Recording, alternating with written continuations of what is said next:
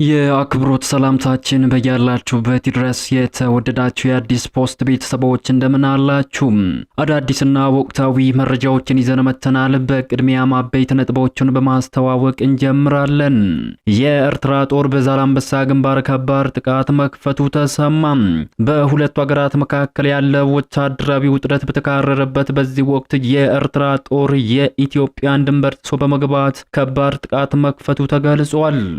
የኢትዮጵያ መንግስት የኤርትራ ጦር ከያዛቸው የኢትዮጵያ ግዛቶች እንዲወጣ በይፋ በደብዳቤ ቢጠይቅም ምላሹ ግን የዲፕሎማሲ ሳይሆን ወታደራዊ ሆኖ ቀጥሏል።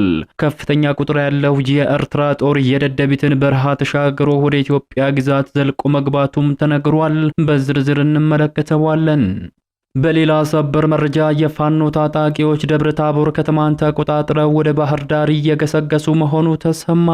የመከላከያ ሰራዊት ከአማራ ክልል የተለያዩ አካባቢዎች ለቆ ወደ ኤርትራ ድንበር ማቅናቱን ተከትሎ የፋኖ ታጣቂዎች ባደረሱት የተቀናጀ ጥቃት ስትራቴጂካዊቷን የደቡብ ጎንደር ዋና ከተማ ደብረታቦርን ጨምሮ በርካታ ከተሞችን በቁጥጥር ስር ማዋላቸው ተገልጿል።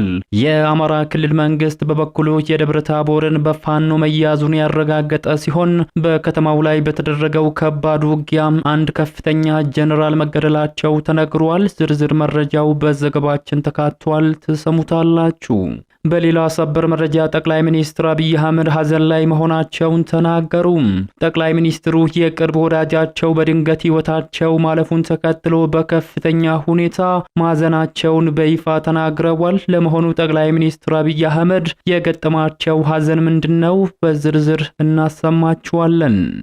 እነዚህንና ሌሎች መረጃዎች በዚህ ሰዓት የመረጃ ጊዜ ወደ እናንተ ይደርሳሉ። እንደተለመደው ይህንን ቪዲዮ ላይክ እና ሼር በማድረግ እስከ ፍጻሜው አብራችሁን ትቆዩ ዘንድ ግብዣችን ነው። አዲስ የሆናችሁ ሰብስክራይብ በማድረግ አዳዲስና ወቅታዊ መረጃዎችን ያገኙ። አሁን ወደ ዝርዝሮቹ ነው የምናመራው። በቅድሚያም የኤርትራ ወታደሮች በዛላምበሳ ጥቃት መፈጸማቸው ተሰማ። በሁለቱ ሀገራት መካከል ያለው ወታደራዊ ውጥረት በተካረረበት በዚህ ወቅት የኤርትራ ጦር የኢትዮጵያን ድንበር ጥሶ በመግባት ጥቃት መክፈቱ ተገልጿል። በሰሜን ኢትዮጵያ ሰማይ ስር ዳግም የጦርነት ደመናው እያጠላ ይመስላል።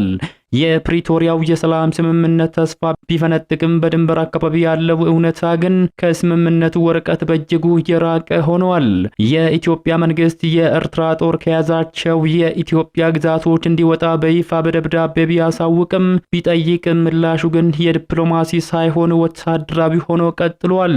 የኤርትራ ጦር ጥያቄውን ወደ ጎን በመተው ይልቁንም ወታደራዊ እንቅስቃሴውን አጠናክሮ መቀጠሉ ታውቋል። ትኩረታችንን ወደ ሰሜን ምዕራብ ትግራይ ስናዞር በትላንትናው ዕለት ብቻ በአስገራሚ ሁኔታ የጦር እንቅስቃሴ ታይቷል። በጠለምት ወረዳ አዋሳኝ በተከዜ ወንዝ ዳርቻ በሚገኙት አስጌዴ ጽብላና ደደቢት በሚባሉ አካባቢዎች የኤርትራ ጦር በከፍተኛ ቁጥር መጠጋቱን የዓይን እማኞችና የዜና ምንጮችም ጠቁመዋል። ይህ በሰሜን ምዕራብ የታየው አዲስ ወታደራዊ እንቅስቃሴ ቀደም ሲል በምስራቃዊ የድንበር ክፍል ሲታይ ከነበረው ወረራ ጋር ተዳምሮ ቀጠናውን ወደ አዲስ ስጋት እየከተተ ይገኛል። ውጥረቱ በወታደራዊ ግስጋሴ ብቻ የተገደበ ሳይሆን በታሪካዊቷ የዛላምበሳ ከተማ በኩል የኤርትራ ወታደሮች ወደ ትግራይ ክልል ዘልቀው መግባት ከጀመሩ ወራቶችም ተቆጥረዋል። ይህ ዘልቆ የመግባት ተግባር ግን ወታደራዊ ቁጥጥር ብቻ ሳይሆን የሰላማዊ ዜጎችን ሕይወት እያመሰቃቀለም ይገኛል። በትግራይ ምስራቃዊ ዞን የኤርትራ ወታደሮች ጥቃት እየፈጸሙ እንደሚገኙና ነዋሪዎችንም እያገቱ እየወሰዱ መሆኑ ተሰምቷል። ባለፈው ሳምንት ከፋጺ ወደ ዛላምበሳ በመጓዝ ላይ የነበሩ ሲቪል ዜጎች በኤርትራ ወታደሮች መታገታቸውን የሁኔታውን አሳሳቢነትም አጎልቷል።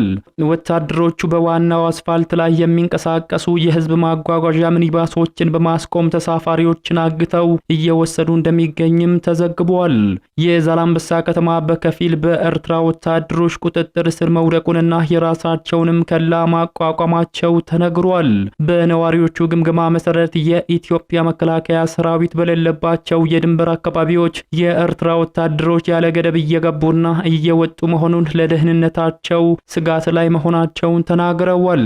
ምንም እንኳ ቀደም ሲል በኢሮብ ወረዳ በኤርትራ ወታደሮች ተይዘው የነበሩ ቀበሌዎች ተለቀው ትምህርት መጀመራቸው ቢነገርም ተጨባጭ ሁኔታው ግን አሁንም አካባቢው በስጋት ቀጠና ውስጥ እንደሚገኝ ነው።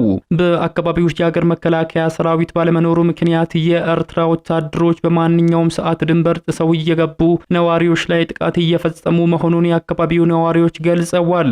የጸጥታ መላላቱን ተከትሎ በድንበር አካባቢ ከባባድ ወንጀሎች መስፋፋታቸው የተነገረ ሲሆን ቁጥጥር በማይደረግባቸው መንገዶች ህገወጥ የሸቀጥ ልውውጥ መጨመር፣ በህገወጥ ደላሎች አማካኝነት የሚደረገው የሰዎች ዝውውር ለዜጎች ደህንነት አስጊ ሁኔታ ላይ ደርሷል።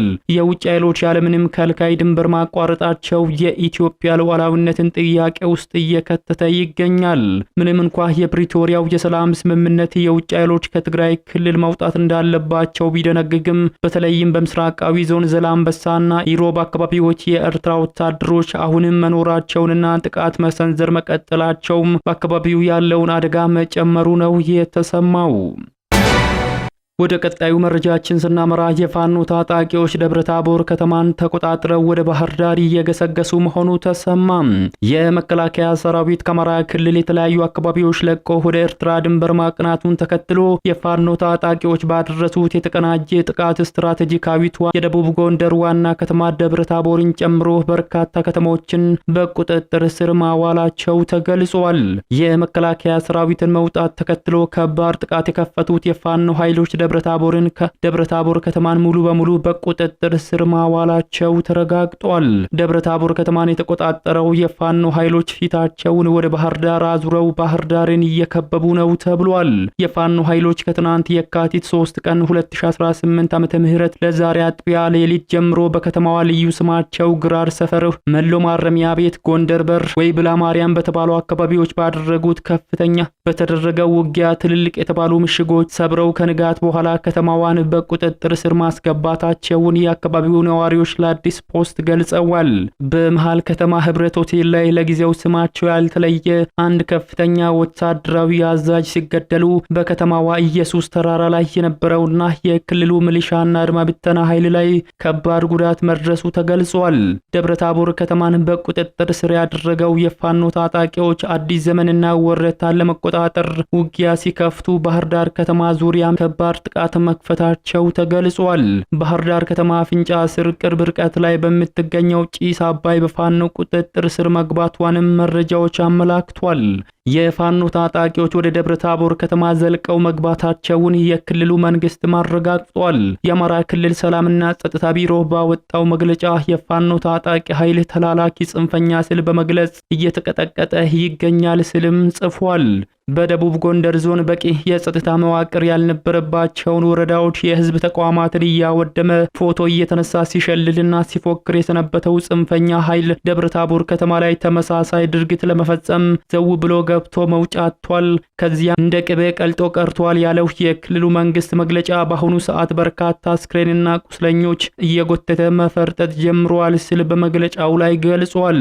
መግለጫው አክሎም በደረሰበት ያልተጠበቀ ምትና ባስተናገደው ከባድ ኪሳራ ተበሳጭቶ የኩሩን የደብረታቦር ከተማን ህዝብ ሱቆችንና ንብረቶችን ዘርፎ የህዝብ መገልገያ ተቋማትን በማቃጠል ግራው ጭኝ ብሎ እየፈረጠጠ ይገኛል ሲልም አክሏል። በሌላ በኩል ባህር ዳር ዙሪያ ከጪስ አባይ በተጨማሪ ደና ማርያም እንዲሁም በአዴት ዙሪያ በመንግስት ኃይሎችና የፋኖ ታጣቂዎች መካከል ከባድ ውጊያ እየተደረገ እንደሚገኝም ከአካባቢው የደረሱን መረጃዎች አመላክቷል።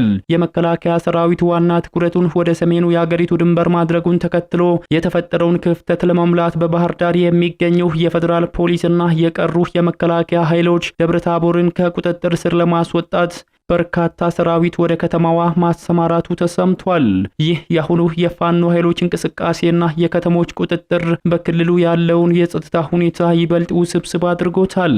በተለይ የክልሉ ርዕሰ መዲና ባህር ዳር በከፊል ባህር ዳር መከበቧ፣ ስትራቴጂካዊ ቦታዎች በታጣቂዎች እጅ መውደቃቸው ለክልሉ መንግስት ትልቅ ስጋት ሆኗል ነው የተባለው። በሌላኛው መረጃችን ጠቅላይ ሚኒስትር አብይ አህመድ የኢቢኤስ ቴሌቪዥን መስራችና ዋና ስራ አስፈጻሚ አቶ አማን ፍስሐ ጽዮን በማረፋቸው ሐዘን ተሰምቶኛል ሲሉ ተናገሩ። አቶ አማን ለኢትዮጵያ የግል ሚዲያ እድገት ወሳኝ ሚና ከነበራቸው አንዱ ናቸው ያሉት ጠቅላይ ሚኒስትር አብይ አህመድ ኢትዮጵያ በአስቸጋሪ ሁኔታዎች ውስጥ ባለፈችበት ጊዜ ሁሉ የሚጠበቅበትን አድርጓል፣ ፈጣሪ ነፍሱን በሰላም ያሳርፋት ሲሉ ሐዘናቸውን ገልጸዋል። በኢትዮጵያ የሳተላይት ቴሌቪዥን ታሪክ ውስጥ ቀዳሚና ተጽዕኖ ፈጣሪ ከሆኑት የግል ሚዲያዎች አንዱ የሆነው የኢቢኤስ ቴሌቪዥን መስራችና ዋና ስራ አስፈጻሚ አቶ አማን ፍስሐ ጽዮን ባደረባቸው ህመም በሕክምና ሲረዱ ቆይተው ዛሬ የካቲት 4 ቀን 2018 ዓመተ ምህረት ከዚህ ዓለም በሞት ተለይተዋል።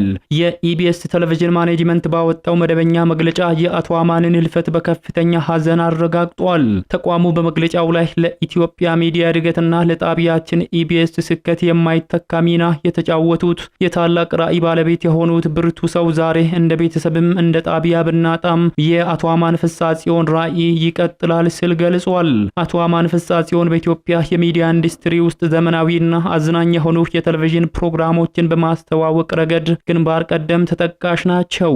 በተለይም እንደ አውሮፓውያን አቆጣጠር በ2008 በዩናይትድ ሲልቨር ስፕሪንግ ሜሪላንድ ውስጥ የኢቢኤስ ቴሌቪዥንን በመመስረት በውጭ የሚኖረውን ኢትዮጵያውያንና ትውልደ ኢትዮጵያውያን ከሀገሩ ባህልና ዜጋ ጋር ለማገናኘት ትልቅ ድልድይ ሆነዋል።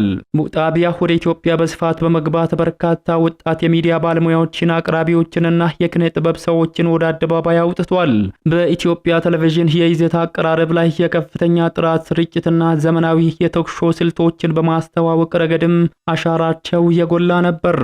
አቶ አማን ለኢትዮጵያ የሚዲያ ነጻነትና እድገት ትልቅ አስተዋጽኦ ያበረከቱ፣ በስራቸው ደግሞ ለብዙዎች አርያና አበረታች የነበሩ ሰው ናቸው በሚል በስራ ባልደረቦቻቸውና በአድናቂዎቻቸው ዘንድ ሲገለጹ ቆይተዋል። የተወደዳችሁ የሚዲያችን ቤተሰቦች ለሰዓቱ ያዘጋጀንላችሁ መረጃዎች የተከታተላችሁትን ይመስሉ ነበር። ከሰዓታት በኋላ በሌሎች አዳዲስ መረጃዎች ዳግም እስከምንገናኝ በያላችሁበት መልካሙን ሁሉ ተመኘን።